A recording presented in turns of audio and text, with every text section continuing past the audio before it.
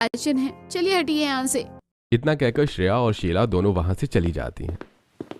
अरे इन दोनों से तो मैं परेशान हो गया हूँ। इन लोगों की वजह से तो हमारे पूरे समाज में कितनी बेइज्जती होती है। हाँ पापा, वो तो है।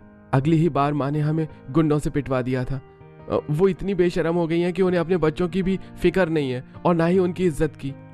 हाँ, और माँ के चक्कर में श्रेया के भी पंख निकल चुके हैं। जब आई थी तो कितनी शांत सुशील थी, और अब देखो दोनों सास बहू साथ में मिलकर बेशर्मी करती हैं। क्या पापा छोड़िए, क्या फायदा बात करके, चलिए चलकर सो जाते हैं। हिमांशु की बात सुनकर सभी अपने अपने कमरे में जाकर सो जाते हैं। फिर अगली सुबह। क्या हुआ, अभी तक नाश्ता क्यों नहीं सर्व किया है डाइनिंग टेबल पर? हाँ माँ, बहुत तेज भूख लगी है, खाना दे दो। सभी लोग डाइनिंग टेबल पर बैठकर नाश्ते का इंतजार कर रहे थे कि तभी शीला और श्रेया मॉडर्न ड्रेस पहनकर वहां आती है। हम लोग बाहर पार्टी में जा रहे हैं, इसलिए आज मैंने नाश्ता नहीं बनाया है। लेकिन माँ, हमें बहुत तेज भूख लगी है, हम क्या खाएंगे? जो खाना है वो खाओ, लेकिन मेरा दिमाग मत खाओ। और वैसे भी इतनी भूख लगी है तो खुद खाना बना लो, या फिर बिना खाए मर जाओ, मुझे उससे क्या।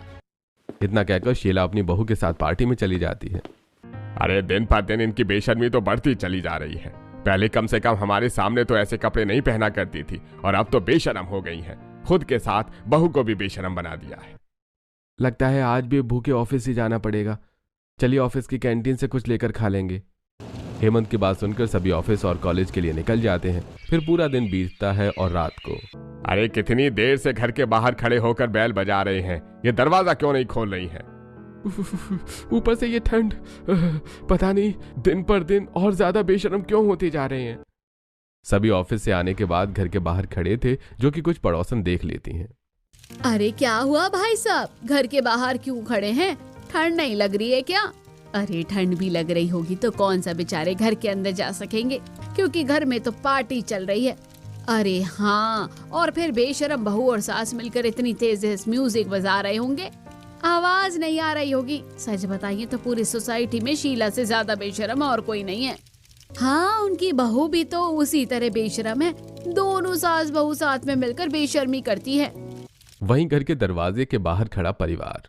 माँ की वजह से हमारी कितनी बेइज्जती होती है।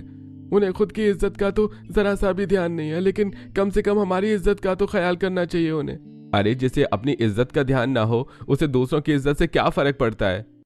अरे आपस में बातें करना बंद करो और बैल बजाओ, वरना गेट नहीं खुला तो पूरी रात यहीं रहना पड़ेगा।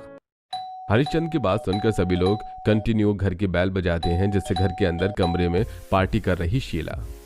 ओ शीला, शीला की जवानी। अरे तुम नाच रही हो और जब से कोई घर की बैल बजा रहा है।